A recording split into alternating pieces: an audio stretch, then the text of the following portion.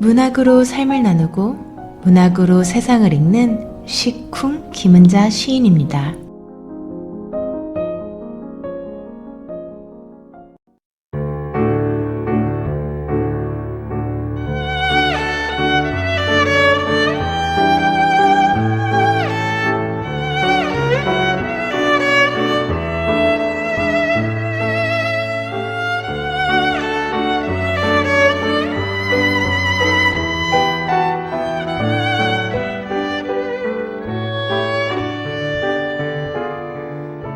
올해는 추수감사절이 조촐했을 것입니다.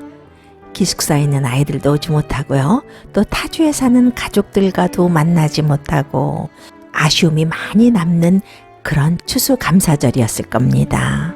저 역시 캘리포니아 사는 딸에게 이번 추수감사절은 아쉽지만 마음만 나누고 내년에 코로나 백신 맞고 그리고 만나자라고 했었습니다. 예년 같았으면요. 멀리 있는 아이들도 모두 모이고요. 풍성한 추수감사절 식탁이었을 텐데요. 큰 칠면조도 굽고 풍성한 추수감사절 식탁이었을 텐데요. 추수감사절이 끝나면서 본격적인 크리스마스 연말 경기가 시작되었습니다. 그렇지만 올해는 코로나로 인해서요. 사람도 경기도 얼어붙을 수밖에 없는 것 같습니다. 그래도 문학을 통해서 삶을 나누고 우리들의 이야기를 할 수 있는 이 시간이 있어서 얼마나 고마운지요. 시 한 편으로 세상을 엿보기도 하면서 살아가는 얘기도 하면서요. 시라는 것은 인식입니다. 그러니까요. 이 시간이 어찌 보면 무언가를 끊임없이 인식하면서 그것을 또 다른 그 무엇으로 바꾸는 일을 하는 시간이기도 합니다. 인식이라는 말, 다름 아닌 상상이라는 말이기도 합니다. 무언가를 보아내는 것이 상상입니다. 본다는 것은요, 그 무언가를 새롭게 꾸미는 일이기도 하고요. 문학을 통해서 바깥을 보면서 결국 내 안을 들여다보는 시간이기도 합니다. 대부분의 사람들이 끊임없이 바깥만을 보고 있을 때 시쿵 이 시간을 통해서요, 내 자신을 오롯이 들여다볼 수 있는 시간인 거예요. 추수감사절이 지나면서 겨울이 성큼 다가온 것 같습니다. 이제 다음 주면 벌써 12월입니다.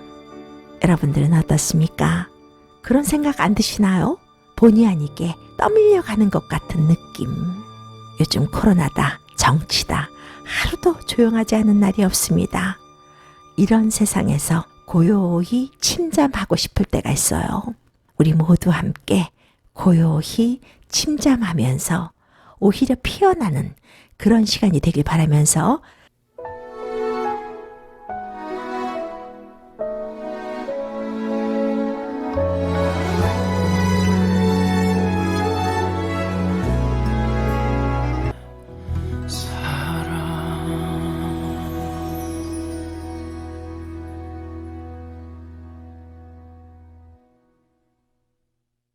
시 한 편으로 삶을 나누는 시간입니다.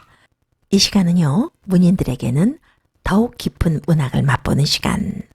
문인은 아니지만 문학을 좋아하는 많은 분들이 이 시간을 사랑해 주시기도 합니다. 그분들에게는 문학으로 삶을 이야기하는 시간이기도 합니다. 시라는 것이요, 많은 분들이 그렇게 말씀하십니다. 어렵다고요. 곱씹는다는 말이 있죠. 시를 곱씹으면 단물이 나옵니다. 영양가도 제법 있고요.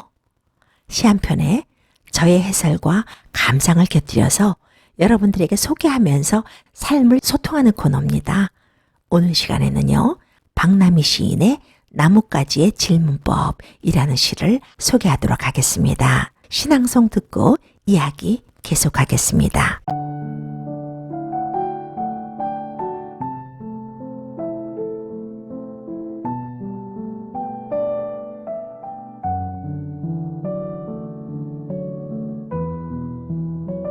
나뭇가지의 질문법, 박남희.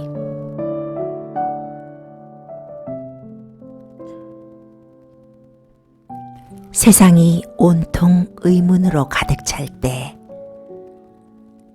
뾰족한 것으로 허공을 찔러대기보다는 조용히 이파리를 매달 것.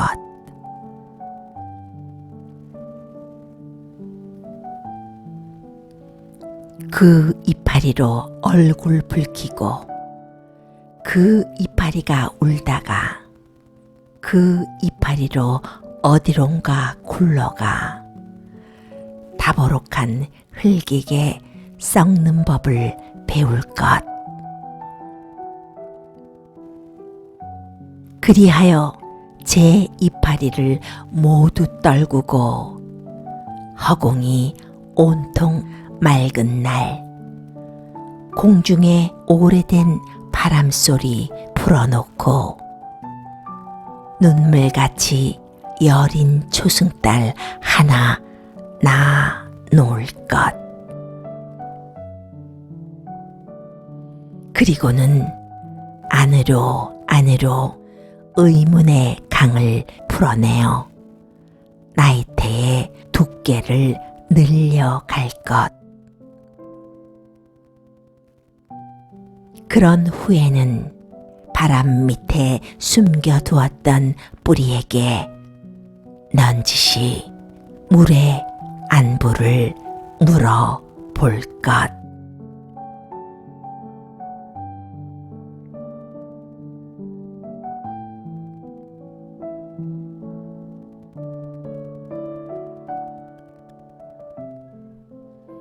저는 왠지 모르게 이 시가 우리로 하여금 그림을 그리게 해주는 것 같다, 이런 생각을 했는데요. 그런데 말입니다. 그 그림이 고요하면서도 클리어한 그런 느낌이 듭니다. 세상이 온통 의문으로 가득할 때, 그러니까요, 세상이 도무지 이해가 되지 않을 때, 어머, 저 사람이 어떻게 나한테 이럴 수가 있어? 어떻게 저럴 수가 있어? 내가 뭘 잘못했다고 세상이 온통 원망스러울 때 시인은 한 그루의 나무를 데려옵니다. 그리고는 그것을 가만히 들여다보게 하죠. 시의 제목을 나뭇가지의 세상 사는 법이라고 짓지 않고요, 나뭇가지의 질문법이라고 지었는데요. 시를 조금씩 나누어서 공감해 보기로 하겠습니다. 이 시는 짧지만 정말 한 년 한 년 할 얘기가 많이 숨어있는 행간이 있는 시입니다. 첫 연입니다. 세상이 온통 의문으로 가득 찰 때 뾰족한 것으로 허공을 찔러대기보다는 조용히 이파리를 매달 것. 그러니까 세상이 온통 의문으로 가득 찰 때, 테스형, 세상이 왜 이래? 질문하고 싶을 때 우리는 쉽게 분노합니다.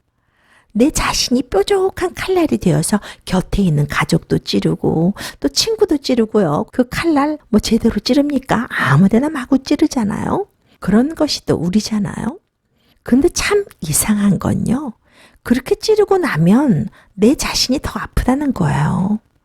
문제가 해결되는 것은 더더욱 아니고요, 논쟁과 분열만 부를 뿐입니다.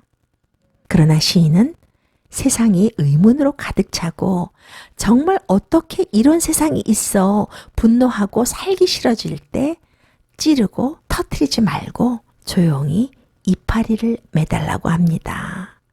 나뭇가지를 뾰족하게 뻗어서 허공을 찔러대는 나무를 보여주면서 밖이 아닌 안으로 향해 보라고 말합니다. 안을 익혀서 그 익힌 것이 세상을 향한 가지가 되어보라고 말합니다. 그러기 쉽지 않잖아요. 성찰하면서 나를 돌아본다는 것, 그래서 그 힘으로 다시 나를 재건한다는 것 결코 쉽지 않은 일입니다. 그러나 그렇게 해보라고 말합니다. 다음 연입니다. 그 이파리로 얼굴 붉히고 그 이파리가 울다가 그 이파리로 어디론가 굴러가 다보록한 흙에게 썩는 법을 배울 것. 전년보다 더 침잠해지는 것 같은 그런 시입니다.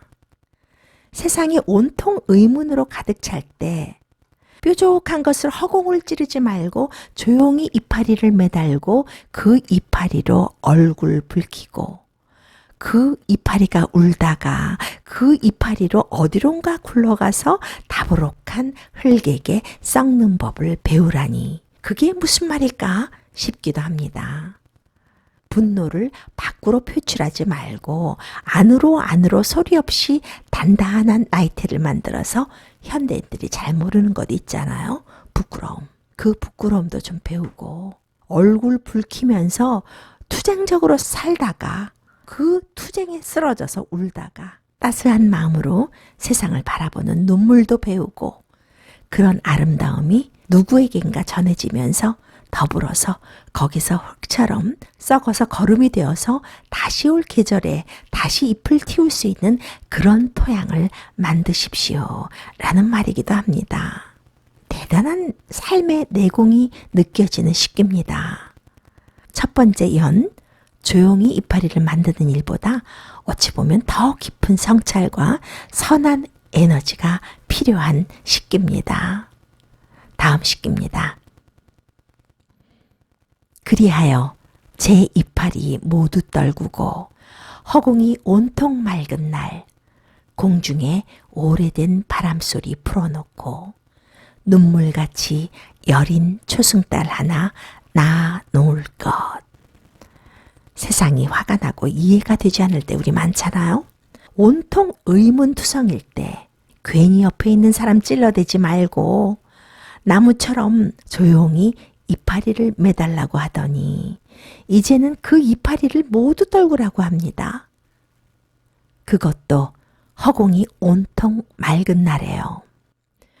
공중에 오래된 바람소리 풀어놓고 거기서 끝이 아니라 눈물같이 여린 초승달 하나 낳아놓으라고 말합니다. 깊은 성찰과 선한 에너지가 내 것으로 끝나서는 안 된다는 말 같아요. 아직 해야 할 일이 남아있습니다. 라는 말 같기도 하고요. 그러는 사이에 나이테는 하나 둘 늘어가겠죠. 사실 그렇습니다. 내가 피워낸 이파리를 전부 떨굴 줄 알 때 또 다른 계절이 찾아오는 것입니다. 다시 잎을 틔울 수 있는 것이죠. 순리와 순환이 느껴지는 시기이기도 합니다. 저는요. 허공이 온통 맑은 날 공중에 오래된 바람소리 풀어놓고 눈물같이 여린 초승달 하나 낳아놓을 것이라는 시기가 마음을 툭 치고 지나갑니다. 허공도 맑은 날이 있는 거예요. 그런 날이면 바람소리도 풀어놓고 그냥 가지 말고 소리 하나 풀어놓은 것으로 끝내지 말고 남들이 달빛에 걸을 수 있게 초승달 하나 심어 놓으라는 말. 그 말은 정말 압권입니다. 시인은요, 나무가 살아가는 법을 통해서 인간의 모습을 고발하고 있는 거예요. 어떻게 살아야 할지 스스로 깨닫게 해주고 있는 것입니다. 다음 연입니다. 그리고는 안으로 의문의 강을 풀어내어 나이테의 두께를 늘려갈 것. 이 식기는 정말 무서운 식기예요. 밖으로 찌르고 폭발하고 터뜨리는 것이 아니라 안으로 의문의 강을 풀어내라고 말하고 있잖아요. 남이, 세상이, 사회가 원인이라고 돌리지 말고 나를 돌아보고 나에게서 해답을 찾아보라고 말하고 있는 것입니다. 나의 깊고 어두운 의문의 강을 풀어낼 때 당신은 나무가 나이테의 두께를 늘려가듯 원숙해지고 그제서야 성숙해질 수 있습니다. 라는 말이기도 합니다. 적어도 나무는 그렇게 살아가고 있다고 보여주고 있는 거예요. 여러분은 어떠십니까? 저는 이 말이 섬뜩한데요. 성질대로 살지 말고 마구 표출하지 말고 드러내지 말고 자연의 순응과 적응의 법칙을 배워서 지혜롭게 살아라 라는 말이기도 합니다. 그리고는 마지막 연으로 심지 굳게 마침표를 찍어줍니다. 마지막이 아닙니다. 그런 후에는 바람 밑에 숨겨두었던 뿌리에게 넌지시 물의 안부를 물어볼 것. 이건 또 무슨 말? 이라는 생각이 들기도 하죠. 저는 이 마지막 연이요. 참 보수적이면서도 본질적으로 삶을 터치했다라는 생각이 들어요. 바람 밑에 숨겨두었던 뿌리, 그러니까 평소에는 보이지 않던 뿌리, 그 뿌리에게 넌지시 물의 안부를 물어볼 것. 뿌리가 뭡니까? 나무의 근원이잖아요. 뿌리가 썩으면 나무는 이파리를 틔울 수도 없고 또 죽어버립니다. 바꿔 말하면요. 나무가 나무 되게 해주는 것이 뿌리입니다. 라는 말이기도 해요. 가끔씩 우리는 숨겨두었던 근본을 꺼내보며 살아야 할 필요가 있는 것 같아요. 그리고는 그 근본에, 그 본질에 내가 잘 살아가고 있는 것인가? 이만하면 괜찮은 것인가요? 세월이 잘 흘러가고 있습니까? 물어볼 필요가 있다는 말입니다.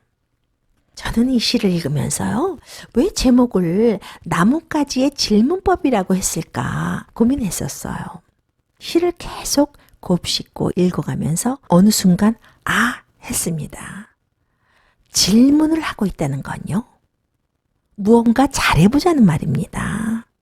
우리 끝이 아니다. 다시 보완해서 시작해보자 라는 말입니다.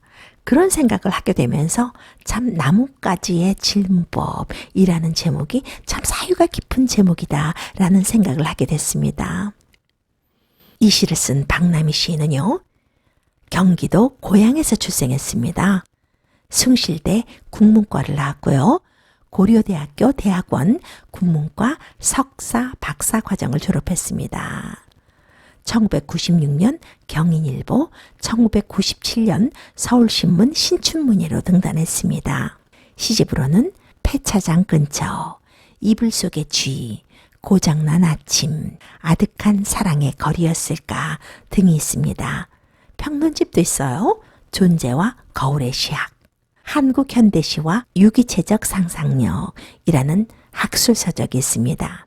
현재 동국대와 시립대 등에서 강의를 하고 있습니다. 유성호 평론가는 박남희 시인의 시세계를 이렇게 평가했습니다. 박남희 시인은 우리가 무심하게 지나치거나 가벼이 여길 수 있는 현상이나 사물의 독특한 체온과 색상을 부여함으로써 시인 고유의 명명특권을 아름답게 펼쳐나가는 시인이다. 오늘 우리가 함께 나눈 나뭇가지의 질문법, 이 시도 그렇죠? 그리고 또 이렇게 말했습니다. 박남희 시인은 서정시가 가지고 있는 고전적인 역할을 더욱 빛나게 하는 한편 삶을 통해서 영유할 수 있는 궁극의 가치가 어디에 머무는지 잘 살피는 시인이다. 그의 담담한 목소리가 세상을 조금 더 환하게 했으면 좋겠다라고요. 나뭇가지 질문법, 이 시가 우리의 세상을 더욱 환하게 했으면 좋겠네요. 나무의 생을 빗대어서 인간의 모습을 적나라하게 형상화시켜준 시입니다. 정말 그렇잖아요. 나무를 보면 가지를 쭉 뻗어서 허공을 찌르는 것 같지만 제 나름대로의 법칙을 준수하며 살고 있습니다. 그렇기 때문에 잎도 틔울 수 있고 때가 되면 또 잎도 버릴 수 있고 따뜻한 마음으로 세상을 바라보고 조용히 자신을 들여다보면서 성장해 가면서 나이테를 단단히 두께를 더할 수 있는 것입니다. 평소에는 뿌리가 흙에 묻혀 보이지는 않지만요. 뿌리를 소중하게 여기는 나무. 그런 나무에게 배울 것이 정말 많은 것 같습니다.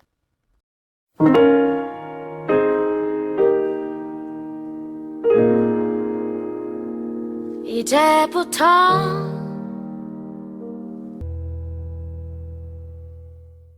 여러분들은 지금 동포사회의 문학의 저변화, 문학의 전문화, 문학으로 삶을 나누고 문학으로 세상을 건너가는 시쿵을 청취하고 계십니다.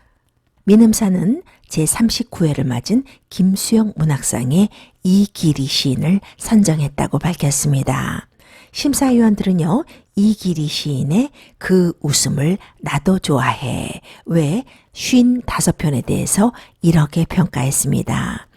평이한 듯한 진술에서 세상을 바라보는 자신만의 내공과 고유한 정서적 결이 느껴진다는 점에서 앞으로의 가능성에 대한 믿음을 주었다. 등단하지 않은 작가의 최초 수상이라는 점에서 각별하다라고 말했습니다. 김수영 문학상에는 그동안 등단했거나 시집을 낸 적이 없는 191명이 약 10,000편의 시를 응모했다고 합니다. 김원, 박연준, 유계영 시인이 심사를 맡았고요. 예심을 거쳐서 본심에는 총 6명이 올랐다고 합니다. 이기리 시인은요, 1994년 서울 출생입니다. 추계예술대학교 문예창작과를 졸업했습니다. 상금은 1,000만 원이고요. 연내 수상시집이 출간될 예정이라고 합니다. 시와 문학 얘기 나눈 사이에 벌써 시간이 훌쩍 지났습니다. 추수감사절도 지나고 겨울이 턱 밑에 왔습니다.